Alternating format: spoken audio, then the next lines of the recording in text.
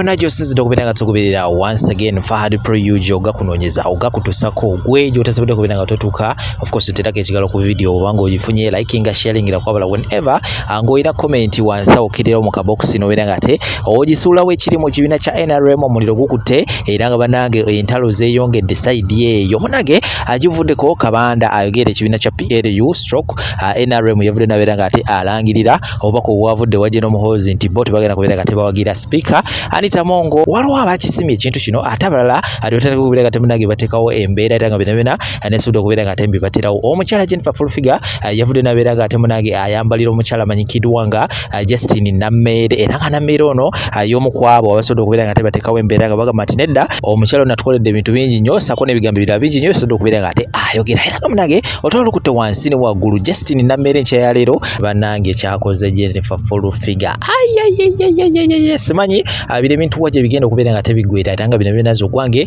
of course gwa kubeera nga tembikuterawo songenda kubeera nga tebikuterawo oyongera kubeera nga teolaba embeera nga begenda maaso side zeeyo shekasha omusomi wa ddwa wansi awo nambe simuziyitawo omunoonyako ajja kulomereddwa nga kozesa amaanyi okuva mu kulwane katusimbule ali entalo zino ezino kubeera zigenda maaso mu kibiina kya NRM Timbawo Fulfiga gubizibwe kimafuulu mazifuulu mbizi obukazi obwajjula sitaani gufaanana sitaani gubinga kibizi ate gwakula bubi guwunya bubi guwunyanga kivundu ate sitaani n'akuteekamu obutima obusingayo obubi you are nothing Fulfiga ndiwo kutraumatizinga niwowulira linnya lyange okugumuka mutulu n'okwebaka omirampeke zaatulu because of traumatizing you ojja kubeera mu depression paka olunaku lwoli esonyiwa nani kakati Kabanda yakutumye nti ojja ogambe Nammere ebintu ebisiru wali oyagala gundi akwane wali oyagala Kabanda akwane Kabanda afaanana Simpoke bwetwala ti Kabanda afaanana bbaawo Simpoke gwe wakwata n'ozaalamu akabisi n'osiba bbaawo Simpoke yafaanana Kabanda eyo levo yo akatono ka chapati bemufaanagana fati kateekawo ebifaananyi awo manyi buzayo lyabeera mu social media zange gwe ngamba nti kati teekawo ebisimanyi bulungi bwe babikola teekawo ekifaananyi awo bwe tukalaba nga kafaanana Simpoke Kabanda simanyi kalamuko kakutumye nti genda otandika okulumba Honorable Nammere busimanya wali weekwanira Kabanda simanya Kabanda eri oh please omuntu abadde mu parliament kisanja kiramba ne ku ssente zonna zabbye even before he went to parliament naye nga akyafaanananga mukene nganze mwagaza ki please nina papito wange I am a one man woman I don't do man I do a man alinga kyakulya mwami Nsubuga bweva ku bino akalulu kaali kamumazeemu kkubambi yabonaabonera nnyo mu kalulu ka mukyala we naye yajjayo wino enkyo ojja kumulaba mu mwana w'omuntu abasajja abanyuma okugamba nti musajja obadde ki Kabanda obunawe obusajja okufaanana Simpoke gwe gwabuli obunawe fulumbizi kuseba ovuddeyo gy'owulereze kalamuko Kabanda ebyo Kasolo byakutuma genda ogambe abantu Nammere yali ayagala mukwano nzinga Kasolo njagala nkwane mu lulimi ki oyo atamanyi Luzungu kankubuulire waliwo atakimanyi nti Kasolo Masaka akwana buli mukazi naddala abazze mu byobufuzi Kasolo simanya Nammere wali oyagala Kasolo akwana are you stupid ebyo ebigambo byemwogera do you even listen to yourself nze Mukama Katonda yampa obulungi nampanga nakula bulungi nenzaalibwa mu famire ennungi ate nemba wa mukisa ate nemba mugagga ku mutima ate nemba wa mazima tewali reason yonna lwaki mba nekwanira omusajja kuba n'abankwana bangi nnyo unyomba n'engoba n'enfulumya n'embulookinga ku masimu n'enkoowa ne bwe nkyusa simu era bazinoonya ne bazifuna kakati ate nga lwaki nekwanira Kasolo abalina amagezi bakimanyi because ali so much into black magic bwakwana abakazi naddala ab'ebyobufuzi aba ayagala kubbako omukisa of course fe abamu nga Nammere asobola okukwana ng'omusajja omulala because I mean Nammere is pretty you know naye nga ati ne hidden agenda endala kuba kukubbako omukisa shining star kugibba nze nabuuka mangu ndi muteeketeeke President Museveni yatandika okundera n'okutuguluminga politically nga tuli mu university NRM University chapter nga tutumira abasajja ab'obuvunaanyizibwa nga Honorable Moses Byaruhanga nga ba Honorable Mukulu President n'atubuusa ti bw'oba mukyala n'oteekuuma ogenda kugaba eddoboozi lyo ogenda kugaba future yo my friend zenzije mwabo I look like a woman because I'm pretty and all but I reason like a man omusajja ntula naye nga mugonga ayogera na musajja munne so I don't fall prey kwa obusajja bukasula buleeta eddogo lyabwo tebwasoma buli mukazi azze mu byobufuzi kamulabanga agenda okutwala akafu bukolerera bufu they can't be without bufu ku bakazi baalina kuliko omukazi afaanana Namere kuba obukazi bwakuŋŋaanyiza kafaamu kalamba they all look as miserable wa low maintenance kasolo wa low maintenance tasobola mukazi nga Namere I am a high maintenance chovola nti I live in Kizungu mu Masaka I live in Kizungu plotted in Invite Avenue 2 gates from the President's State Lodge I live in Mirembe Villas the most affluent neighborhood nawulidde gwe maze oyogera gwe full figure mboyogera ku Mirembe Villas you don't even know Mirembe Villas tosobola ne bwokola nga bwofa bwozuukira emyaka emirala 10 you cannot be anywhere near these grades we look at communities not just houses communities Mirembe Villas is when I'm going to take a walk but the neighbor saying but they promote them considering tomorrow in the kid it's when I'm going to take a walk through the community it is safe very clean and fresh and nyumba zamuno za mitwala abiri ejja dola just a 3-bedroom banga 4-bedroom de Singapore enyumba esinga okuba cheap we condos mu apartments za $160,000 oli mu $1,500,000 just gula condo mu apartment Mirembe Villas toddamu kukyogera ku full figure osulanga mbizi gravity abantu bafanzi ba gravity bakutrackinga down nga gravity si abatumye naye bafanzi bakutrackinga nga bagenda kuku you knelt down n'okubira gravity abeegayirire bakuleke naye bakwata videos ewantu wobeera ziizo osulira ddala nga mbizi gwe tokkirizibwa na kwogera ku muntu yenna you live like a pig you look like a pig you smell like a pig bakublockinga buli wamu ne gavumenti tufunye kubuli gubi n'enzija gye wajja bakuleeta kusirisa kisa kya mukama yagamba bakuleeta bafune we bakusirisiza ovuma first lady ovuma president naye ne bakutereka you blocked everywhere oliwo kwekoza ofuna bubuloga ne bukugoberera ne weesitamya kumpi n'abakulu buli gw'oviira gyayo Soviet ng'awandula obawonyera so sikutya wazaawo ng'otiisatiisa lunnabe ngenda kusiba abantu ne bagamba sooka osibe wali osuubiza Namere ebibyo byakomawo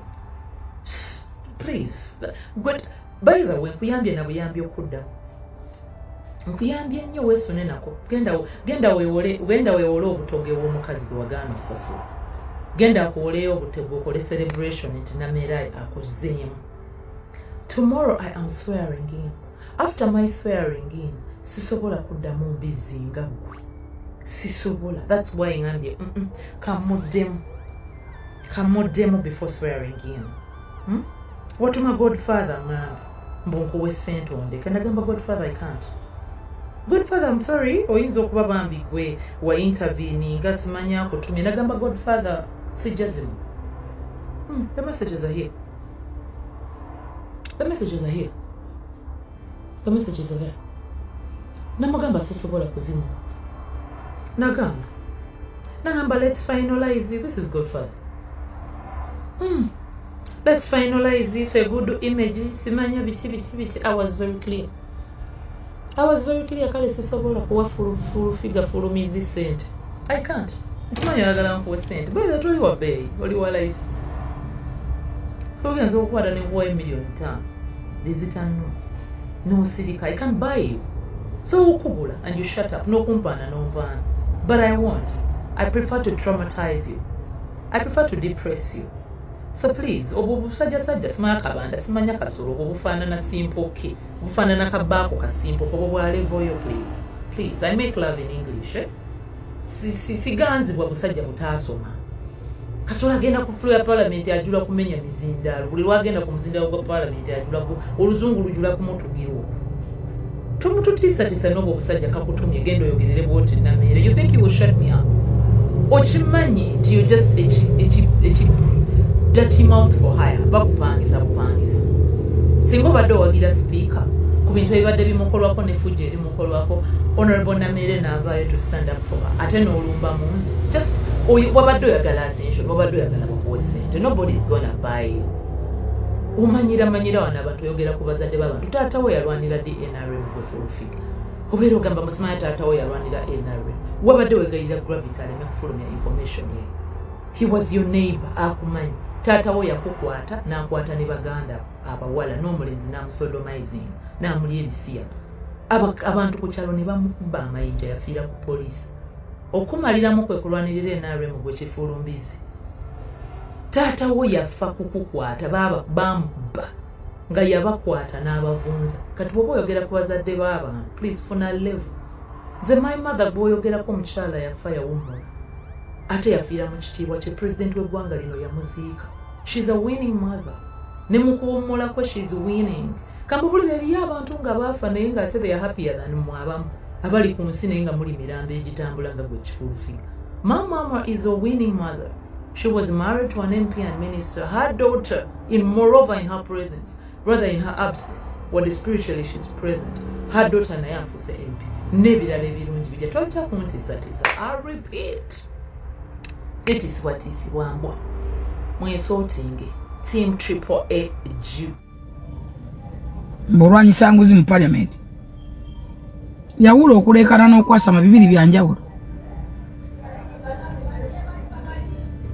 Olube n'endulu bibiri byanjawulo. Ebi byanjawulo va ku kabanda. Funa wokomya kabampaane biva ku kabanda. Kati olumu olaba bagenamu obwa minisita kabanda bamu confirming edda. Waliwo abantu abali confirmed nga ne bwokola otya tokyasobola kubikyusa. Katumba Amala ali confirmed, Kabanda ali confirmed. Anita Amongo confirm, Tayewa confirm. Problem yemwina mumanya leti. Okumanya kwabegana busisu ne bubeesooka. Oyogera otya ku nguzinga ensi yonna kumpi okubanja yonna. Mane nika joina munda bagibanja nakabina koyambala bakabanja. Noyogera ku nguzi. Bewa bijjako za tebabisubula. Bewa bijjako tebabisubula. Nobula mbonyino ina bwalizi bakukubanja. Oli omukazi ono yarayidde John omuntu no minister wawa. Yangambe ebintu n'empunga n'okuwunga n'entya. Oweyo lw'emiyaga eyo.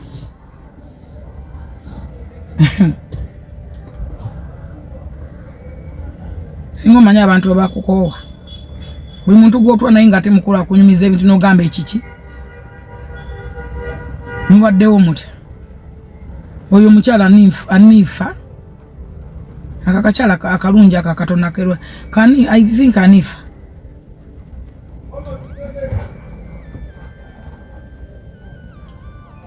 Omwegana sije bakusuula. Mwegano katotegedde nti bimanyi bingi ate nina bingi. Ne Asi omuwala wa Mulima Nnyanyo omusezi mumanyi. Ne mama wa Male. Omwabbi Embata mumanyi. Mutegere nti ensi yabakowa ko wadda. Eyo yensi mwe tuli. Just kabeera kadde. Lukwaga abadde wano nga ali ku kati naye namulayo ali mu kantu.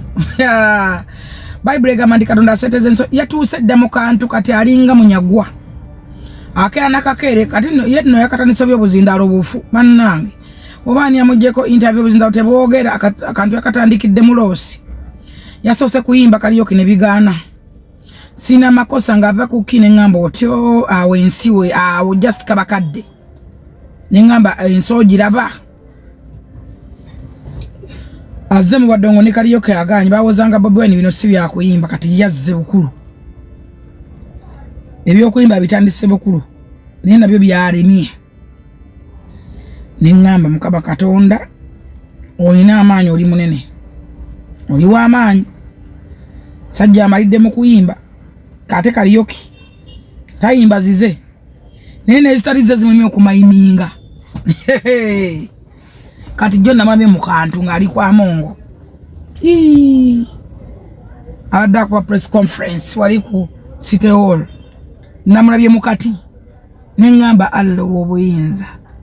ebyo bituyamba n'otukuumira eyo nga tuli mu secret seeyo toyina nju ensula mu bweru mu kigalaji yes ensi awo oba ogiteeka weekwagala gezaako obalage nti oli bulungi gezaako obalage nti osobola okugula emmotoka olaba mwayasamira omwana wa namyalo omwana omuto bebi taata w'omwana oyo mumumanyi bwe mulitegeera taata w'omwana oyo ssente z'ayina Rayani mwoza lwaki mutunda Doni Rayani taata wa Rayani mumumanyi ssente z'ayina yampaako n'ekyapa kiramba free give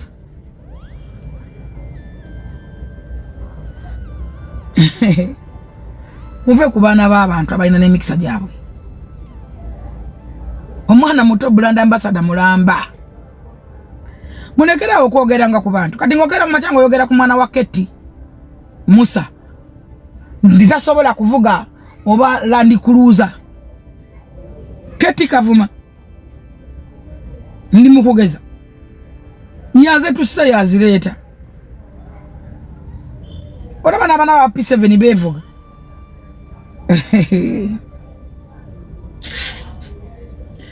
oba olumu temumanyi musirikangako ebintu ebimu mubireke oyo Musa Kamakata alina bondi eza alina ez'emmotoka ennene ennyo n'ez'endala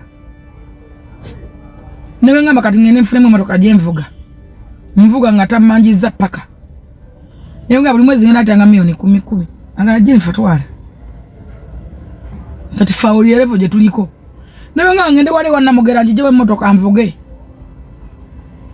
namugere menga ku CBS omanyi bagagga babere tewalina abamanyi tewalina abogera ko manya banawe bavuga motoka ki oba bakazi bayagala omanyi mukazi wanamugera avuga motoka ki jana mugera nyine omanyi motoka javuga omumanyi no mumanya newe omusanga osoro mwawula osano osanga bakozi ono gamba ndi bano banamugera ate omumanyi kati omanya banawe bavuga motoka ki nokanika tebakanika kagamba ekisembayo nti tebakanika eyo yensi mwe tuli ensi wogirabira gwe munaku gwe si weeri ensi wogirabira oba wogirowooza si weeri leka okulaba ng'ebintu nti bizibu nnyo gwe kizibu ewawalala kyangu ani alamanyi nti Laavu Mmase alikola edduuka eri myansa edduuka erina class kadama badde akomba emirawo n'akaba ng'ali emmere agirira ku nswera ani yali amanyi just myaka emeka ani amanyi nti Asakama ali parking emmotoka nnyanya mu kikomera ki Asakama Kadama tannaweza myaka tekinawera 5 I think kwa badde wano mu kulonda tekinawera 5 ani yali amanyi nti Asakama parking emmotoka nnya ku 5 azigula wali waffe kusula moto